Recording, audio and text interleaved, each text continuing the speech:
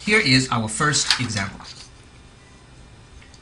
That's the famous Young's double-slit experiment. It is named after the English physicist Young, the same guy who gave us the Young's modulus.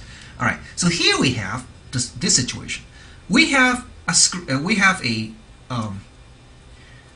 screen which blocks almost all the lights except for two narrow slits, one here at location S1, the other at location S2.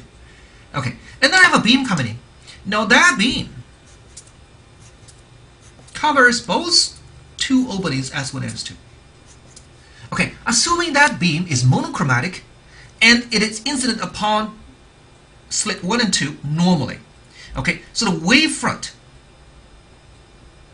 upon entering S1, the same wavefront will enter S2, right? So that means the two waves from S1 and F2 would have the same exact initial phase. Do you agree? Because they came from the same exact wavefront. You see, the wavefront's parallel is perpendicular to the direction of propagation. All right, so this is the case for normal incidence.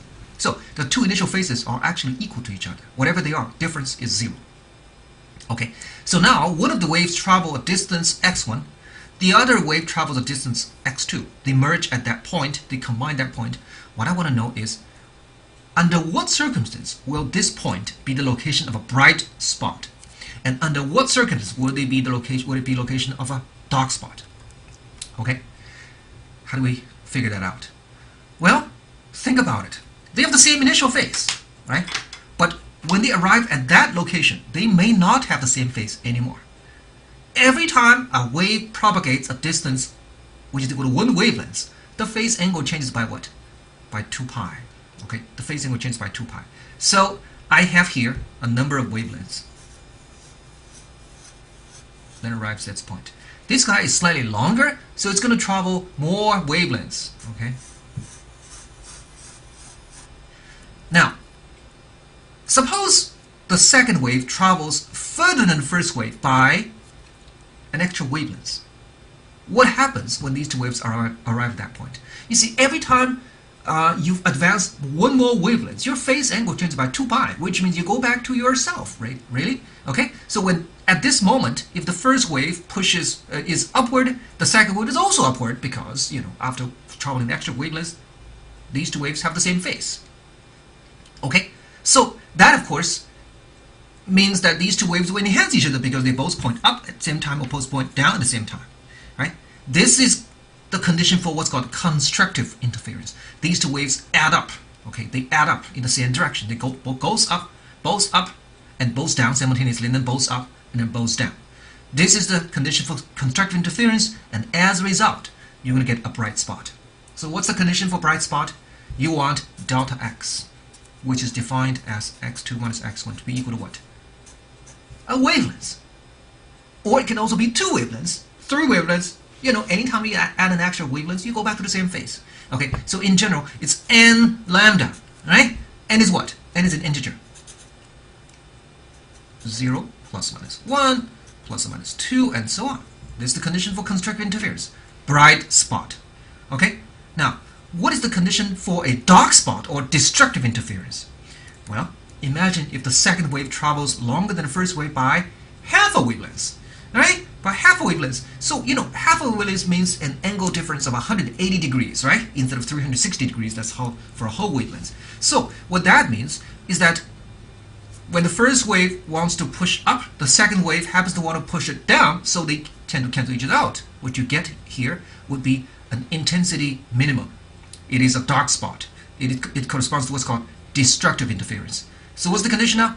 Delta x must be equal to what? Delta x must be equal to, which is also defined as x2 minus x1. Half a wavelength. Okay? Lambda over 2.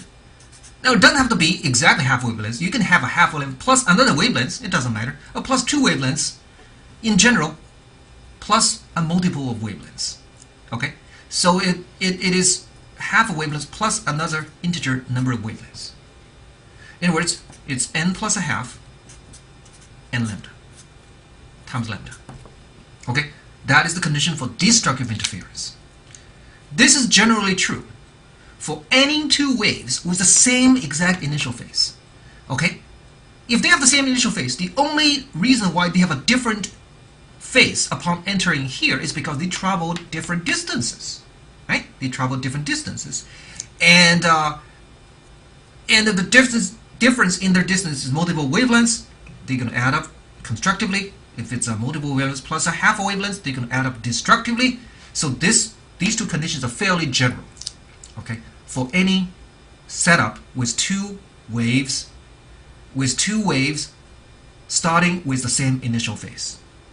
Now, how do you calculate delta x? That depends on the geometry of the problem. Depends on the separation between the two slits. It depends on this distance between the two, and this is where you have to apply a little bit of geometry. This is physics. What's left is geometry.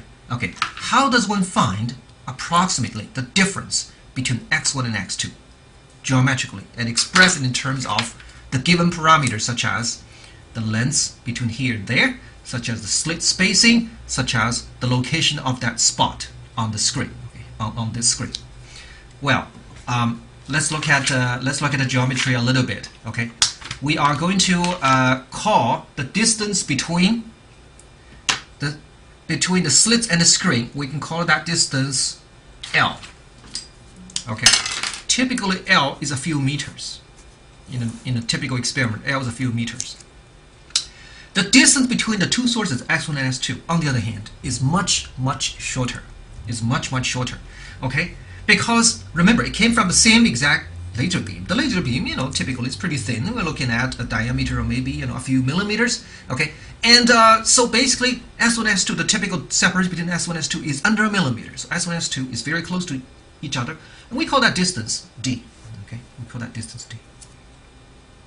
Now, d is far less than L. And what is y? Y is the location of that spot. I choose a y-axis going this way, centered at that point. Okay, I'm looking for x2 minus x1. Okay, that's what I'm looking for. How do I find that? Well, look at the triangle here. This triangle is actually very long and narrow. The base d is extremely narrow, and the length is far greater than d. That means this angle is almost equal to 0. This angle is almost equal to 0. Okay, now look at what happens if I were to drop a perpendicular like this.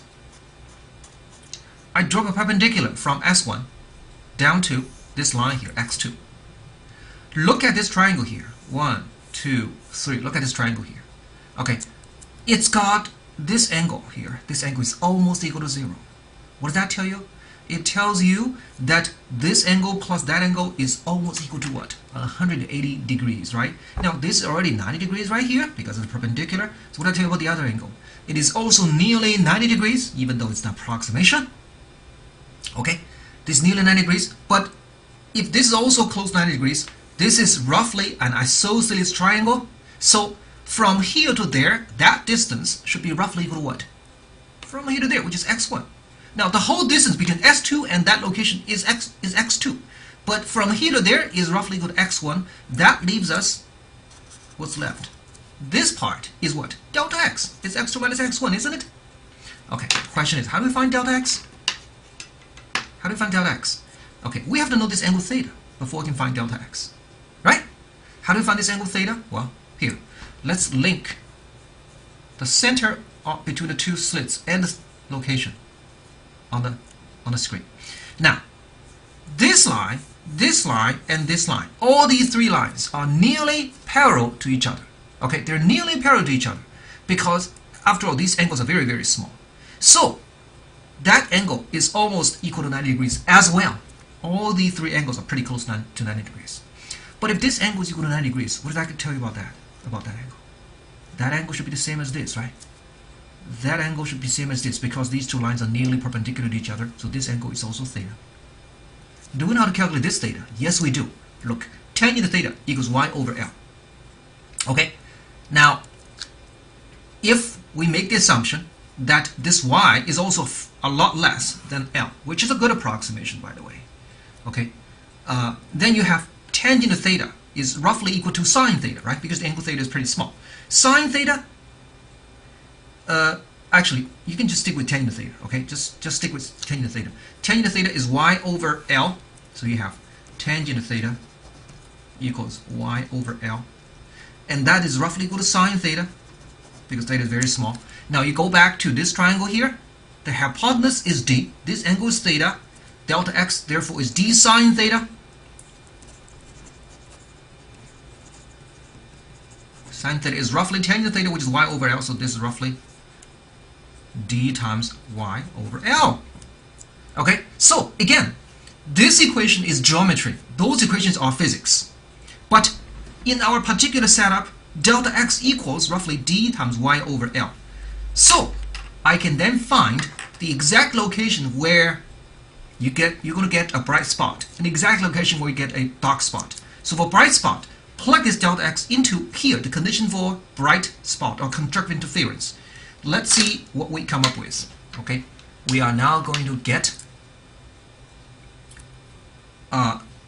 dy over L equals n lambda. Okay, this is the condition for bright spot. In other words, y equals what? Solve for it. L over d lambda times n. This is the location for bright spot. Okay, you see, it's a constant times n. This n is any integer. So in the middle, n equals 0, that is an integer. So this is a bright spot. Okay, and then you go on a certain distance, you're going to find another bright spot. Go on another distance, then n equals 2, you find another one. Another same distance, you get n equal to 3, yet another one. So you have evenly spaced maxima intensity, evenly spaced bright spots. Okay, that's a bright spot.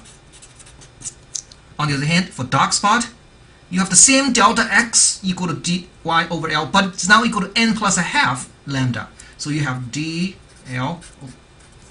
over L equals n plus 1/2 lambda, and y then equals to L lambda over d times what? N plus 1/2, not n. So you see, this is dark spot. Okay, so the dark spots are really midway between bright spots. All right, midway between bright spots. So what I can draw is something like this. Suppose of course in the middle there's always a bright spot. So it goes like this. Okay, then it goes to dark. Here's the first dark. Here's the next dark, and here is your next bright, and the next dark, and the next bright, and then continue here, next bright and next dark. So this is n equal to 0 bright spot, n equal to 1 bright spot, n equal to 2 bright spot. Here is n equal to negative 1 bright spot, n equal to negative 2 bright spot, and so on. But in between two bright spots, right in the middle, there's a dark one and there's a dark one. Okay, and these equations tell you exactly where to find them. Okay, tell you exactly where to find them. For example, how far is this from here to there? Well, that is n equal to 1 for bright spot. Right? N equal to 0 is in the middle, n equal to 1, so it's L lambda over d, L lambda over d. And you know what? I can measure this distance. Okay, in a typical setup, this distance is measured in a few centimeters. This y is a few centimeters. If you can measure that, L is a few meters. Both are easy to measure. A few centimeters, a few meters, and d is typically under a millimeter. But I can also find that out. And guess what? I know y, I know d, I know n, I know L. I can find lambda. You see, I can find lambda. I can find the wavelengths. In fact, we'll be doing experiments based on this idea. We can measure the wavelengths of visible light, which is very small. It's about half a micron. We can measure that quite accurately using the so-called Young's double slit experiment.